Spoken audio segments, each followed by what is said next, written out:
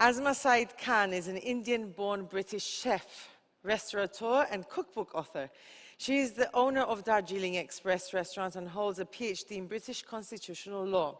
She's the first British chef to feature in Netflix's Emmy-nominated Chef's Table and the first chef featured on Vogue's list of 25 most influential women.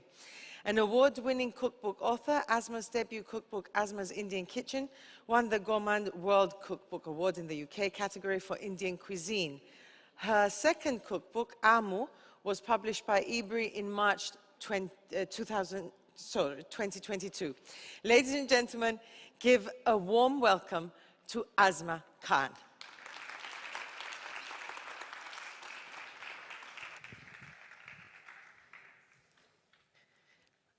Thank you very much. This is a real honor to be here. I've always felt that you need to follow one of the, very inspirational comments by Martin Luther King that if you're a black preacher, get out of the church and preach outside the church. So for me, I've always loved the opportunity to be able to come out and speak to a different audience. Because in my accented voice, you can see I'm from the East and I'm from the West. I have lived longer in England than I have in India. I moved to England as a new bride in an arranged marriage. And the first thing that hit me was that when white people came and lived in India, they were called expats.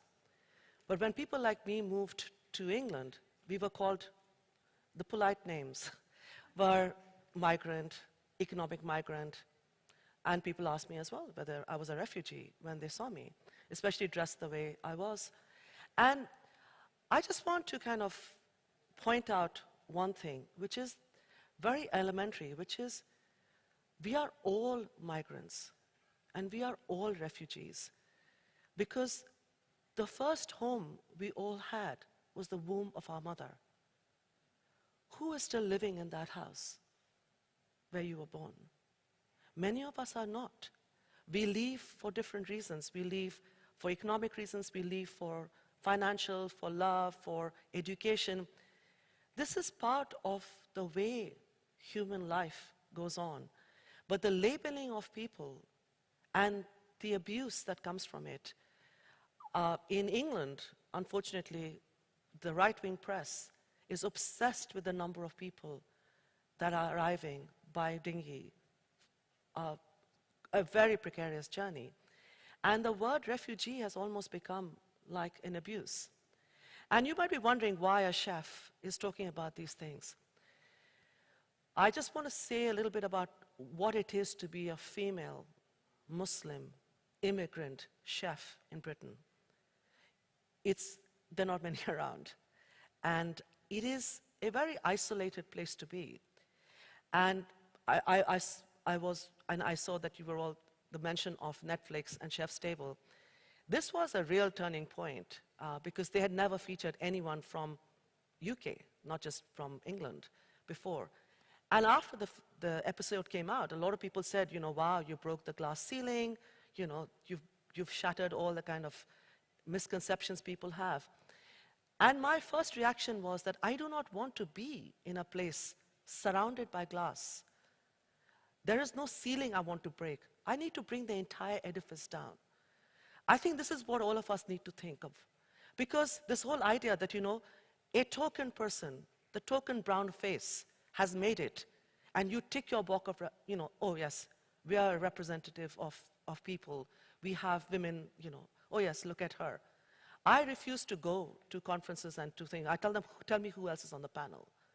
Because this whole idea that you can tick a box by inviting me and letting, thinking that this is being diverse. No, it's not. There's a public face and there's a private face. And all of you are actually very powerful. Because what you can do is you can change the life of people around you. Put your arm around a person, irrespective of who they are, if you feel they're isolated. And I think that this is something that most people think, oh, we can't do this. And I remember when I turned 50, I went to northern Iraq. I opened a cafe for the Yazidi survivors of ISIS slavery. And I came back and a lot of people, you've done a great thing. And I was thinking, I could do it because of networking, I could manage that. On a very small scale, all of us can do this. You can make someone who's around you, starting with your siblings, your mother, your family, your work colleagues. You can move that up and up the ladder as you go. Representation matters. It is not about the color of my skin, my Muslim name, my identity. This is just about humanity. The fact that anyone, not knowing my background, that I can walk onto the tube and face abuse and people ask me to get out, to go home. This doesn't happen to me because I'm recognized. It happens to other people who look like me. And this kind of hatred is very hard to fathom. And there are enough people teaching you how to hate. Little children, tell a lot of Asian kids, you stink. Your lunchbox stinks. How is it that they've learned this? And yet, when they grow up, they queue for hours to go and eat Chinese food and Indian food and other food but at that moment as children, they destroy the soul of that other child who they say, you smell, you stink, your food stinks. Your food stinks, you stink, is where I come in. This is where all my worlds collide. I'm a constitutional lawyer. I understand how important it is to use the law to protect, but I understand the law can never do enough. You may have the law that, you can be LGBT, you can be, whatever, and you have equal rights, but the reality on the ground doesn't work that way. That's where change has to happen, and this is why I began to cook. Because for me, I realized that food and culture are very easily separated. I'll just give you an example. In America, they love tacos. I've just come back from New York, it's everywhere. And they build walls to keep the Mexicans out. You cannot eat my food. You cannot wear my clothes. You cannot listen to my music if you do not accept me. My food is part of my DNA. It runs through my blood. But you take my food so easily. Yes, chicken tikka masala is the most popular thing in Britain. Indian food is everywhere. You ask Indian families how they're treated. The fear that they have. I have crossed the road. I have left the tube compartment when I felt there were a lot of white drunk people on it. I got scared. Why am I getting off? When my food is the most popular, we are so great. Everybody loves to eat our food. This is when we need to have these conversations. I am very political. I speak at every dinner in my restaurant, which is unusual. And I tell everybody, too bad, how sad. You waited to come to eat in my restaurant, you're my captive audience. You're going to have to sit and listen to me till the food comes. And the food will not come till I finish speaking. And this is my choice, that I have used my skill, my fame, whatever it is, my ability to feed people, to cook biryani, whatever. I've used that as an opportunity to have a conversation about food. And food is my bridge to my host nation. I'm an immigrant. So the nation that has allowed me to have Darjeeling Express, which is a very unusual restaurant. I am, unfortunately at the moment, the only Indian female sole founder of an all-Indian female kitchen in the world. That there are no other restaurants where it is an all-female kitchen is shocking when you take a step back and you look to the east. From Afghanistan to Sri Lanka, it is women who are cooking at home. It's the matriarch who decides what everyone eats. Yet when it comes to money and the tag of being professional, it's all men. And there's a saying in my culture which is, it says, "Ghar ki murgi dal barabar," basically means that the chicken you eat at home is on par with lentils. They're not talking about chicken and lentils. There's a price difference. Chicken is sophisticated, expensive, glamorous. Lentils is like bean and rice. It's very simple, very basic. They're talking about my hands. They're talking about your grandmother and your mother, actually. This idea that the food of our grandmother and mother is so loved and appreciated? Because it's free. Why is it that you do not see women, older women, cooking in kitchens, when this is the food that we all grew up with? This is not food you consume. This is not food that impresses. This is the food that healed you and built you. Yet, we're nowhere there. We're not powerful. And I'm not taking pot shots at, men who cook our food. I mean, to some extent I am.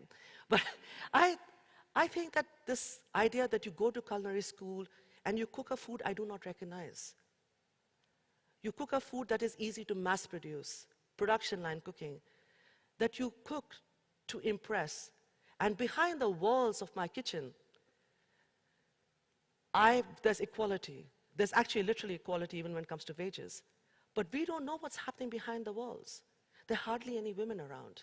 And even taking a step away from Indian restaurants, when you see women in hospitality, they're playing the role of the pretty woman who is in the reception. You'll find them as pastry chefs because women are skilled and patient, and they're in the cold kitchen. You'll not find them in positions of power. They're not the ones who dictate what's happening. This is why they cannot protect other women.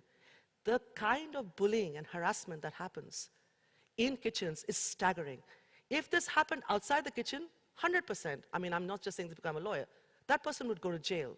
Touching without consent, sexual harassment, sexual abuse, rape. Touching without consent is it's assault. That's the legal definition. And I think that we all need to be aware of the fact that there isn't equality. And on the surface, it may look the same. I mean, the BBC was taken to court. The fact that they were paying a female less than a male for the same work. And it's appalling that they had to go to court. The idea that a lot of people in India especially have, in the East, that, women in the West are equal. No, you're not. You are not at all. It's just much more sly and suave and sophisticated. There's a veneer of equality. When it comes to power, we haven't got there. And one of the things that I've realized, you need to build collaborations. Women need to work with other women. And we need to work with empathetic men. Men are very important. It is not us and them. The maximum help I have had in setting up my restaurants has been from men who have come in and said, you remind me of my mother, and I could do nothing for her. Do not have that regret. Do something for your mother now, if you are still lucky and she's in your life. But otherwise, the ageism is staggering as well. So discrimination works at many levels. It's not just about the skin, not just about the faith. These are all there. But I can tell you, I'm not running the same race as a white man in the UK. But I'm also not running the same race as a white woman. As someone of color and an immigrant and Muslim, I carry cultural baggage that nobody else is. This is my own doing. I carry this baggage because I am who I am. And then I have obstacles, and I hit hurdles, and I get pushback. Yet, I am here today because I won. And this is the thing that you need to be there. You know there are hurdles. You know where the hurdles are. So if you are not running that race that is full of hurdles, you have a responsibility to remove the hurdles for those that are having to jump hoops that no one else is having to do. And I think that this is where the change can happen. Just you, the ripple effect, the person next to you, transform their lives, open the door, keep the door open till they go through. This actually is all you need to do. You don't need to do something grand and big. You just need, I hope that at least for some of you, I can inspire you. I hope I am like a candle moving the light into your souls because you understand. You don't fail because you've helped someone else. The light just gets bigger because you brighten up the space. And I just wanted to end my keynote speech with a poem from a Nobel laureate from Bengal. This has been the motto of my life. The last verse of his poem, it says, walk alone. That is very inspirational. He says, oh, unfortunate one, if you are walking alone in the storm, and every house has closed their door to you, and there is darkness, and your foot is bloodied from the thorns on which you stepped, open your heart and let the lightning set fire to your ribs.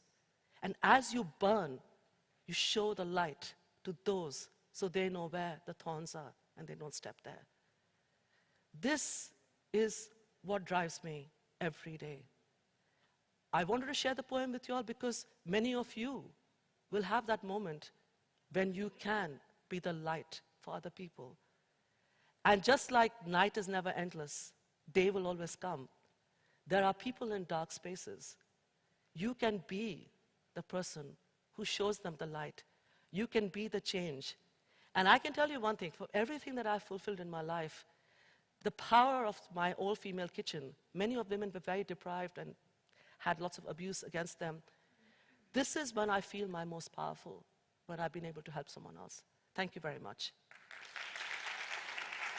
Asma. Thank you. Asma.